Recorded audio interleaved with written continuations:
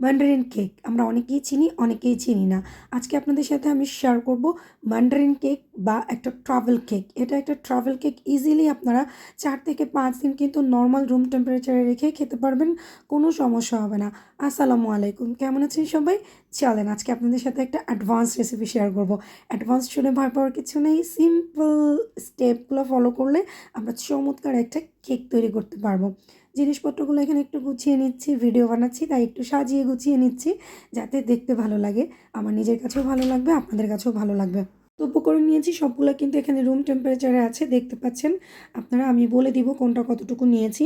আমরা এই কাজটা 3 থেকে 4 ধাপে করব। এই যে আমি নিয়ে নিলাম, প্রথম ধাপে আমি এখানে চকলেট নিয়ে নিয়েছি 50 গ্রাম, সাথে দিয়ে দিচ্ছি বাটার 75 গ্রাম, আর লিকুইড মিল্ক দিয়ে দিচ্ছি 120 গ্রাম। এখানে আপনারা চাইলে কিন্তু হুইপ ক্রিমও দিতে পারেন। তারপরে এটাকে আমরা মেল্ট করে রেখে দিব সাইডে।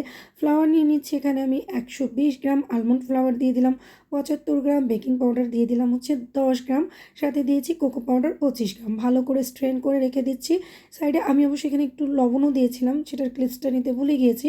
জাস্ট 1 পিঞ্চ লবণ দিয়ে দিবেন, টেস্টটা এনহ্যান্স হবে। লবণটা অপশনাল, আপনারা চাইলে দিতে পারেন, আদারওয়াইজ স্কিপ করতে পারেন। আর এই যে ম্যান্ডারিন বলছি, মূলত এই যে অরেঞ্জগুলোকে দেখতে পাচ্ছেন বা আমরা যেটাকে বলি কমলা, এই কমলাটাকেই ম্যান্ডারিন বলা হয়। ছোটোবেলায় আমরা ভুল করেছি, তাই এখন আমরা ম্যান্ডারিনকে কমলা বলি। যাই হোক, আমি একটু জেস্ট বের করে নিলাম। এখানে ডিম নিয়ে নিয়েছি আমি চারটা ডিম, আমার হয়েছে 200 গ্রাম। তার মধ্যে আমি দিয়ে দিচ্ছি ম্যান্ডারিনের জেস্ট। অবশ্যই আমরা উপরের খোসাটা নিব, সাদা অংশ যেন না যায়।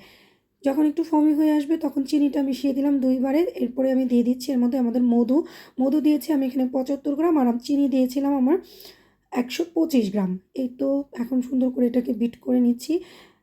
এবার আমি ড্রাই ইনগ্রিডিয়েন্টস আর লিকুইড ইনগ্রিডিয়েন্টস যেটা ছিল সেটাকে 2 থেকে 3 বারে একসাথে ভালো করে মিশিয়ে নিব। আপনাদের একটা প্রশ্ন থাকে আমার কাছে কমনলি, যে শেফ আমরা কি চাইলে কেক ব্যাটার ফ্রিজে স্টোর করতে পারবো? স্টোর করতে পারবো না, কিন্তু এই যে দেখতে পাচ্ছেন ব্যাটারটা, এই কেকের স্পেশালিটি হচ্ছে এই ব্যাটারটা রেডি করে মিনিমাম আপনাকে 2 ঘন্টা চিলারে রেখে দিতে হবে, তারপরে কিন্তু এটা বেক করতে হবে। তো আমরা এই যে ব্যাটারটাকে মোল্ডে দিয়ে দিলাম, মোল্ডের 2/3 ভরে দিয়েছি আমি এখানে। এখানে আমার 8 ইঞ্চের একটা লোভ প্যান নিয়েছি, সাথে আমি ছোটো ছোটো 2টা কাপ কেক মোল্ডেও দিলাম।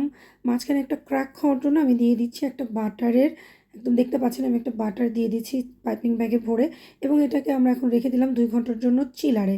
অন্যদিকে আমরা একটা ম্যান্ডারিন সিরাপ বানিয়ে নিচ্ছি। সেটার জন্য আমরা দেখেন জুসটা বের করে নিলাম, বের করে নেওয়ার পরে এটার মধ্যে আমি দিয়ে দিচ্ছি চিনি। এখানে চাইলে আপনারা মধুও দিতে পারেন, অথবা এটা স্কিপও করতে পারেন, চিনি বা মধু।